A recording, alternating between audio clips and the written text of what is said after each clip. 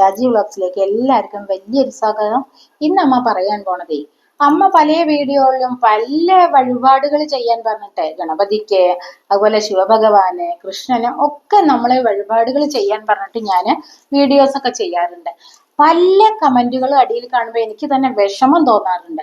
വഴിപാടുകളൊന്നും ചെയ്തിട്ട് ഒരു കാര്യമില്ല, ചെയ്യാതെ വഴിപാടില്ല, ഒരു കാര്യമില്ല എന്ന്. അത് കേൾക്കുമ്പോൾ വിഷമല്ലേ? നിങ്ങൾക്ക് തോന്നുന്നുണ്ടോ? നിങ്ങൾ കാണാറുണ്ടോ അടിയിൽ കമന്റുകള്? അപ്പോ അതിന് ഒരു സൊല്യൂഷനും കൊണ്ടാണ് അമ്മ ഇന്ന് വന്നിരിക്കുന്നത്. മക്കളെ, നമുക്ക് ദാരിദ്ര്യവും ബുദ്ധിമുട്ടും അസുഖവും ഒക്കെ ആയിട്ട് ബുദ്ധിമുട്ടി ജീവിക്കുകയാണ് നമ്മളെ. എന്ത് ചെയ്തിട്ടും ഒരു പുരോഗതിയും കിട്ടുന്നില്ല. അങ്ങനെയുള്ളവരാണോ നിങ്ങളെ? എങ്കിൽ ഈ വീഡിയോ നിങ്ങളെ അവസാനം വരെ സ്കിപ്പ് ചെയ്യാതെ കാണണം കേട്ടോ. എങ്കിലാണ് എന്താണ് ഞാൻ പറയുന്നത് എന്ന് മുഴുവായിട്ട് വ്യക്തമായിട്ട് നിങ്ങൾക്ക് മനസ്സിലാവുള്ളൂ. ഞാൻ വ്യക്തമായിട്ട് കാര്യങ്ങൾ പറഞ്ഞു തരാം നിങ്ങൾക്ക്. മക്കളെ, എന്ത് ചെയ്തിട്ടും വഴിപാടുകളൊക്കെ ചെയ്തിട്ടും നിങ്ങൾക്കൊരു പുരോഗതിയും കിട്ടണില്ലേ അമ്പലത്തിൽ പോയിട്ടൊന്നും, എങ്കിൽ നിങ്ങൾക്ക് ഞാൻ പറഞ്ഞു തരാം അത് എന്തുകൊണ്ടാണെന്നുള്ളത്. പണ്ട് നമ്മൾ തറവാടുകളായിട്ടൊക്കെ ജീവിക്കണ ഒരു കാലമായിരുന്നു, കൂട്ടുകുടുംബമായിട്ടായിരുന്നു.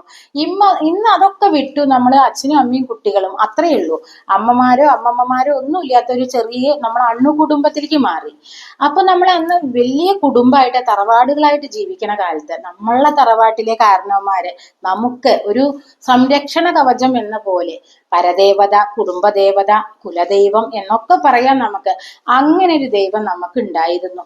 അവിടെ പോയി നമ്മൾ നിത്യേന തൊഴുത് പ്രാർത്ഥിച്ചിട്ടാണ് എന്തൊരു നല്ല കാര്യത്തിനും പുറത്തു പോയിട്ടുണ്ടായിരുന്നുള്ളൂ. അപ്പോൾ ആ കാര്യങ്ങളൊക്കെ ശുഭമായിട്ട് വന്നിരുന്നു. ഇത്ര അസുഖങ്ങളൊന്നും ലോകത്തില്ല എന്ന് മനസ്സിലായല്ലോ. നമ്മളെ ദൈവം സംരക്ഷിച്ചു പിടിച്ചിരുന്നു. അപ്പൊ നമ്മള് ദൂരെ ദൂരെ അമ്പലങ്ങളിൽ പോയിട്ടൊക്കെ ഇപ്പൊ വഴിപാടുകൾ കഴിക്കുന്നുണ്ട്, ദൂരെ അമ്പലങ്ങളിൽ പോകുന്നുണ്ട്, അടുത്ത് തന്നെ നമ്മൾ തട്ടകത്ത് പോയി കഴിക്കുന്നുണ്ട്. എന്നിട്ടൊന്നും നിങ്ങൾക്ക് ഒന്നും ഒരു രോഗശാന്തി പോലും കിട്ടണില്ല. അതുപോലെ തന്നെ നാൾക്ക് നാൾ നമുക്ക് ദാരിദ്ര്യം വരികയാണ്. അങ്ങനെയൊക്കെ ഒരു അനുഭവം ഉണ്ടെങ്കിൽ തീർച്ചയായിട്ടും നിങ്ങൾ ഞാൻ ഈ പറഞ്ഞൊരു കാര്യം ചെയ്തു നോക്കണം കേട്ടോ. നിങ്ങൾക്ക് വ്യത്യാസം പെട്ടെന്ന് അനുഭവിച്ചറിയാൻ പറ്റും. കാരണം നമ്മളുടെ ഏതൊരാൾക്കും ഉണ്ട് മക്കളെ ഒരു കുടുംബദേവത, അതായത് ഒരു പരദൈവത അല്ലെങ്കിൽ ഒരു കുലദൈവം നമുക്കുണ്ട്. നമ്മളെ കാരണവന്മാരായിട്ട് നമ്മൾ അങ്ങനെ കുടി വെച്ചിട്ടുണ്ട്. അവിടെ പോയി നമ്മൾ പ്രാർത്ഥിക്കും തൊഴുകും ഒന്നും ചെയ്യാത്തതിന്റെ വിഷമതകളാണ് നമ്മളിപ്പോ ഈ അനുഭവിക്കുന്നത്. സത്യം പറഞ്ഞു കഴിഞ്ഞാൽ 6 മാസത്തിൽ ഒരു പ്രാവശ്യമെങ്കിലും നിങ്ങൾ ആ കുടുംബക്ഷേത്രം ഏതാണോ നമ്മളെ തറവാട്ട് ക്ഷേത്രം, ഇപ്പൊ ക്ഷേത്രമായിട്ടൊന്നും ഉണ്ടാവില്ല ചിലയിടത്ത്, അതൊക്കെ നമ്മൾ അവിടേക്ക് തിരിഞ്ഞു നോക്കാനായിട്ടൊക്കെ നശിച്ചു പോയിട്ടുണ്ടാവും. എങ്കിലും നിങ്ങൾ അവിടെ ചെന്നാൽ സാധിക്കും നിങ്ങൾക്ക് തറയോ കല്ലോ എന്തെങ്കിലും ഒരു ഇത് നിങ്ങൾക്ക് കാണും. അപ്പോൾ അവിടെ നിങ്ങൾ എന്ത് ചെയ്യണമെന്നോ, അല്ല ചിലയിടത്ത് ശരിക്കും അമ്പലം പോലെ ആയിട്ടും കുടികൊണ്ടിട്ടുണ്ടാവും.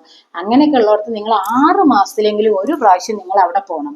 അങ്ങനെ നിങ്ങൾ പോയിട്ട് ഒന്നും വേണ്ട, വിളക്ക് ഒന്ന് തെളിയിക്കുക, തിരിയും കുറച്ച് എണ്ണി ഒരു ചന്ദനത്തിരി അവിടെ കൊളുത്തി വെച്ച് നിങ്ങൾ പ്രാർത്ഥിച്ച് തൊഴുതു നോക്കണം. നിങ്ങൾക്ക് വ്യത്യാസം മനസ്സിലാവും.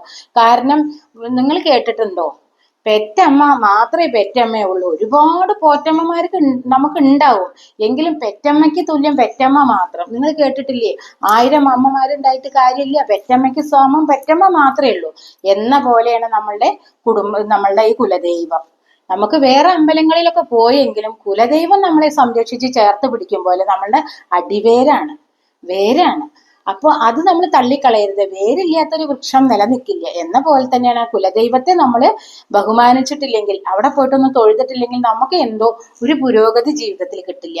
അപ്പോൾ പെറ്റ നമ്മുടെ അടുത്ത് ഏതൊരു കുട്ടിക്കും കരഞ്ഞു പറഞ്ഞു കഴിഞ്ഞാൽ ഏത് തെറ്റ് ചെയ്താലും പെറ്റമ്മ പൊറുക്കും അല്ലെ, വേറെ ആരും പൊറുക്കില്ല മക്കളോട്. അപ്പോൾ അതേപോലെ തന്നെയാണ് നമ്മുടെ കുലദൈവം, നമ്മൾ എന്ത് തെറ്റ് ചെയ്താലും പൊറുക്കും. നിങ്ങൾ അവിടെ കുറച്ച് എണ്ണ, ഒരു ചിരാതില് ഒരു എണ്ണ പറഞ്ഞ് തിരി തെളിയിച്ച് ഒരു ചന്ദനത്തിരിയും കുളത്തി വെച്ച് പ്രാർത്ഥിച്ചാൽ മാത്രം മതി. അവര് സന്തുഷ്ടരാവും. പിന്നെ നിങ്ങളെ ചേർത്ത് പിടിക്കും. നിങ്ങളുടെ വേരിന് നല്ല ബലം കിട്ടും, നിലനിൽപ്പുണ്ടാവും നിങ്ങൾക്ക് ഭൂമിയിൽ എന്ന് പറയുക. അപ്പോൾ ഈ കുട്ടികളിലൊക്കെ അസുഖം വരുന്നുണ്ട്, എന്ത് ചെയ്താലും അസുഖം മാറുന്നില്ല. ഇനി അസുഖം മാറിയാൽ തന്നെ വീണ്ടും അസുഖം വരിക. അതുപോലെ തന്നെ കുടുംബ കലഹം, ദാരിദ്ര്യം, എന്ത് ചെയ്താലും ഒരു നിർഗതി കിട്ടാത്ത അവസ്ഥയിൽ ഇരിക്കുകയാണെങ്കിൽ നിങ്ങൾ ഇത് ചെയ്തു നോക്കണം. പിന്നെ ഞാൻ പറയുന്നു, അവിടെ നമ്മൾക്ക് കൊണ്ടുപോയിട്ട് നേദ്യം വെക്കാം, 3 അടുപ്പ് കൂട്ടുക. എന്നിട്ട് അവിടെ പൂജയും വഴിപാടൊക്കെ കഴിക്കണ സ്ഥലമാണെങ്കിൽ നിങ്ങൾ അവിടെ ചെന്ന് നേദ്യം പറഞ്ഞാൽ അവർ വെച്ച് നിങ്ങൾക്ക് പൂജിച്ച് തരും, പ്രസാദം തരും. അതില്ലെങ്കിൽ നിങ്ങൾ ചെറിയൊരു പാത്രം, ഒരു മണ്ണിന്റെ ഒരു പാത്രം കൊണ്ടുപോവുക, ഒരു നാഴി ഉണക്കലരി കൊണ്ടുപോവുക, 1 കിലോ ശർക്കര, കഠിന പായസം വെക്കണം കേട്ടോ.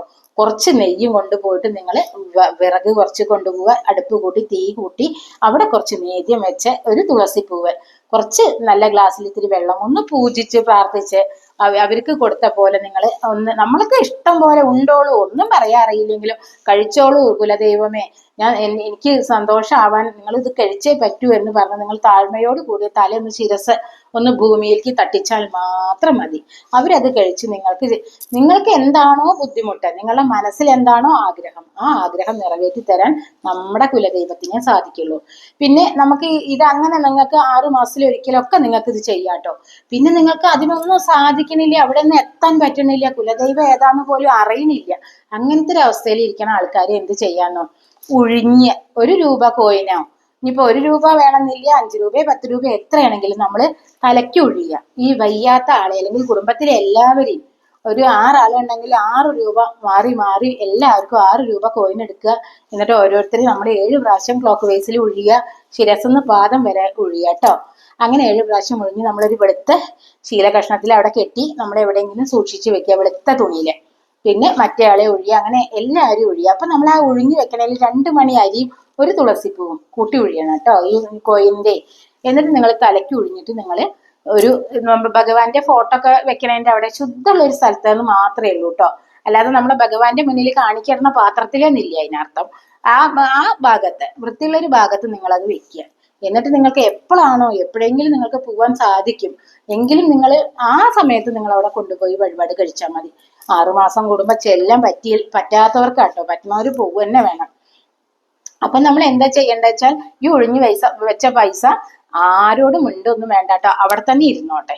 നമുക്ക് പോവാൻ സാധിക്കുന്ന സമയത്ത് നമ്മൾ എണ്ണയൊക്കെ വാങ്ങുമല്ലോ, നല്ലെണ്ണയൊക്കെ വാങ്ങുമല്ലോ, അതിനായിട്ട് ഈ പൈസ ഉപയോഗിക്കുക. അല്ലെങ്കിൽ അവിടെ കാണിക്ക ഇടുന്ന വല്ല സ്ഥലം അങ്ങനെയൊക്കെയുള്ള സ്ഥലങ്ങളും ഉണ്ട്, കാണിക്ക ഇടുന്നതൊക്കെ ഭണ്ഡാരൊക്കെ അതിലിട്ടാലും കുഴപ്പമൊന്നുമില്ല. അപ്പൊ നിങ്ങൾ വർഷത്തിൽ ഒരിക്കലെങ്കിലും അവിടെ പോയിട്ട് നിങ്ങളുടെ കുലദൈവത്തിനെ ഒന്ന് തൊഴുത് പ്രാർത്ഥിക്കണം. ബാക്കി നമ്മൾ ഏത് ദൈവത്തിന് കൊടുത്തിട്ടും ഏത് നാട്ടിൽ പോയിട്ടും എന്ത് ചെയ്താലും നിങ്ങൾക്ക് ഇത്ര മേലൊരു പുരോഗതി കിട്ടില്ല കേട്ടോ. ഇത് നിങ്ങൾ ചെയ്തു നോക്കിയാലാണ് നിങ്ങൾക്ക് ഇതിന്റെ റിസൾട്ട് അറിയാൻ പറ്റുള്ളൂ. അപ്പൊ പണ്ടെന്നെ നമ്മൾ കേട്ടിട്ടുണ്ടല്ലേ, വടക്കൻ പാട്ടിലൊക്കെ നിങ്ങൾ കണ്ടിട്ടില്ലേ, അവര് ആ അറയിൽ പോയിട്ട് കുലദൈവത്തിനെ തൊഴുകണതും എല്ലാം, അല്ലെ കച്ച മുറുക്കാനൊക്കെ അവിടെ പോയി തൊഴുകണതൊക്കെ നിങ്ങൾ കണ്ടിട്ടില്ലേ? അതൊക്കെ അവരുടെ കുലദൈവം തന്നെയാണ് ആ അറയിലിരിക്കണം കുടികൊള്ളണത്. അങ്ങനെ നമ്മളെ തറവാടുകളിലും പണ്ട് കാലത്ത് ഉണ്ടായിരുന്നു. ഇപ്പൊ എല്ലാ സ്ഥലമില്ല, നമ്മൾ 2 സെന്റിലൊക്കെ വീട് വെക്കണു. എന്ത് കുലദൈവമായാലും വേണ്ടില്ല, JCB കൊടുന്ന് മാന്തി ആകെ പറിക്കും. അത് കാരണം മനുഷ്യനൊന്നും ഒരു സ്വസ്ഥത കിട്ടണില്ല. കടന്നുറങ്ങിയ ആള് രാവിലെ എണീക്കോ എന്ന് പോലും ഒരു ഇതില്ലാത്തൊരു കാലം. അറ്റാക്കും കണ്ണിക്കണ്ട അസുഖങ്ങളൊക്കെ വന്നു വിടുന്നു. ഇത്രയും അസുഖങ്ങളൊക്കെ വന്നു വിടാൻ കാരണം വേറെ ഒന്നുമല്ല, ഈശ്വര വിചാരം കുറവാ ആൾക്കാർക്ക്. മനസ്സിലായില്ലേ? ഏത് ഈശ്വരനെ വിചാരിച്ചതും കാര്യമില്ല, കുലദൈവം. കാരണം നമ്മൾ ഏത് അനാഥ മന്ദിരത്തിലും ഏത് അമ്മയ്ക്ക് കൊടുത്തിട്ടും കാര്യമില്ല, പെറ്റമ്മയെ നോക്കാത്തൊരു കുട്ടി എവിടെയും പുരോഗതിക്കില്ല. മനസ്സിലായില്ലേ? പെറ്റമ്മയ്ക്ക് തുല്യം വേറെ ഒന്നുമില്ല എന്ന പോലെയാണ് നമ്മളെ ജീവിതത്തിൽ കുലദൈവം. പെറ്റമ്മയ്ക്ക് തുല്യാണ്. പെറ്റമ്മ നമ്മളെ എങ്ങനെ സംരക്ഷിക്കണോ ഒരു കുട്ടിയെ അങ്ങനെ സംരക്ഷിക്കും നമ്മളെ കുലദൈവം. അപ്പൊ ഇതെല്ലാവരും മറക്കാതെ ചെയ്യണം കേട്ടോ. അപ്പൊ നിങ്ങൾ എല്ലാവരും കമന്റ് ബോക്സിൽ ഇതൊക്കെ നിങ്ങൾക്ക് ഇഷ്ടപ്പെട്ടുവെങ്കിൽ കുലദൈവം എന്നൊന്ന് എഴുതണം. അല്ല ഞാൻ പറയുന്നത് ചിലവർക്കൊന്നും ഇഷ്ടപ്പെടില്ല, പിന്നെ കുലദൈവം അങ്ങനെ ഒരു പരിഹാസം ഇന്നുണ്ട് അല്ലേ? പരിഹസിക്കണേനൊന്നും ഒരർത്ഥമില്ല മക്കളെ. പരിഹാസം വെറുതെ, പരിഹസിച്ചനെ തന്നെ തിരിച്ചു പോണ കാലാണ് ഇപ്പോ. അപ്പൊ നമ്മള് എന്ത് വേണം? ഈശ്വരവിശ്വാസവും അതുപോലെ തന്നെ ദൈവഭയവും എല്ലാം കൊണ്ടും നമ്മൾ എന്തുണ്ടാ പോസിറ്റീവ് ചിന്തകളും ഒക്കെ നമ്മളെ മനസ്സിൽ വേണം. അല്ലെങ്കിൽ ഇരുളടഞ്ഞു പോകുള്ളൂ നമ്മുടെ ജീവിതം. ഇരുളടയുക എന്ന് പറഞ്ഞു കഴിഞ്ഞാൽ എവിടെയും നമുക്കൊരു നിർഗതി കിട്ടാതെ ചില വീടുകളൊക്കെ ഉണ്ടല്ലേ, തറവാട് വീടുകളൊക്കെ ഇപ്പോൾ തരിശായി പോകുന്നു അല്ലേ, ആരും ഇല്ല അതിൽ താമസിക്കാൻ. കുട്ടികളൊക്കെ ഏതൊക്കെ നാട്ടിലേക്ക് പോകും, അച്ഛനും അമ്മയും മരിക്കണോട് കൂടി ആ വീട് ഒടിഞ്ഞു പൊളിഞ്ഞു പോകും, തറവാടുകളൊക്കെ ക്ഷയിച്ചു. അപ്പൊ ഇതിനൊക്കെ കാരണം കുലദൈവത്തെ ബഹുമാനിക്കാത്തത് കൊണ്ടാണ്. ഒന്നും വേണ്ട, മക്കളെ അമ്മമാരെ അടുത്ത് ചെന്നിട്ട് ഒന്ന് തൊട്ട് തലോടി അമ്മയെ കണ്ടിട്ട് എത്ര ദിവസമായി, അയ്യോ എൻ്റെ അമ്മ എന്ന് പറഞ്ഞ പോലെ കുലദൈവത്തിന്റെ മുന്നിൽ ചെന്നിട്ട് നിങ്ങൾ ആ മനോഭാവത്തിലൊന്ന് നിന്നാ മതി, നിന്നൊന്ന് തൊഴുതാ മതി, എങ്കിലും നിങ്ങൾക്ക് പുരോഗതി കിട്ടും. അപ്പൊ ഇത്രയൊക്കെയുള്ള ഇന്നത്തെ വീഡിയോ. അത് എല്ലാവരും ചെയ്യണം കേട്ടോ. അപ്പോൾ കുലദൈവം എവിടെയെന്നുള്ളതും ചിലപ്പോൾ കാരണന്മാരോടൊക്കെ ചോദിച്ചാൽ അറിയും. നമ്മളെ വീട്ടിലത്തെ ഏറ്റവും മൂത്ത ആളോട് ചോദിച്ചാൽ നമുക്ക് പറഞ്ഞുതരാൻ അവർക്ക് പറ്റും. അപ്പൊ ഇതൊക്കെ എല്ലാവരും അന്വേഷിച്ച് പിടിച്ച് വേണ്ട പോലെയൊക്കെ ചെയ്യണം കേട്ടോ. എങ്കിൽ നിങ്ങളുടെ ജീവിതത്തിൽ പിന്നെ യാതൊരു ഇതും ഉണ്ടാവില്ല, അസുഖങ്ങളോ മനസ്സമാധാനക്കുറവോ കുടുംബത്തിലെ ലഹള ഒന്നും ഉണ്ടാവില്ല കേട്ടോ. നിങ്ങൾക്ക് സന്തോഷമായ ഒരു കുടുംബജീവിതം കിട്ടും. അപ്പൊ ഇത്രയൊക്കെയുള്ള ഇന്നത്തെ വീഡിയോ. ഇതൊക്കെ ഇഷ്ടപ്പെട്ടു വെച്ചാൽ എല്ലാവരും എല്ലാവരും ഷെയർ ചെയ്യണം കേട്ടോ. എല്ലാവർക്കും ഷെയർ ചെയ്തെത്തിക്കണം. പിന്നെ ലൈക്ക് ചെയ്യുക, സബ്സ്ക്രൈബ് ചെയ്യുക, കൂട്ടത്തിലെ ആ ബെല്ലൈക്കനും കൂടി എനേബിൾ ചെയ്താൽ അമ്മയുടെ വീഡിയോസ് ഒക്കെ നിങ്ങൾക്ക് ഇങ്ങനത്തെ നോട്ടിഫിക്കേഷൻ കിട്ടും കേട്ടോ. അപ്പം ഇനി പുതിയ ഒരു വീഡിയോ ആയിട്ട് വരുന്നതായിരിക്കും. ബൈ.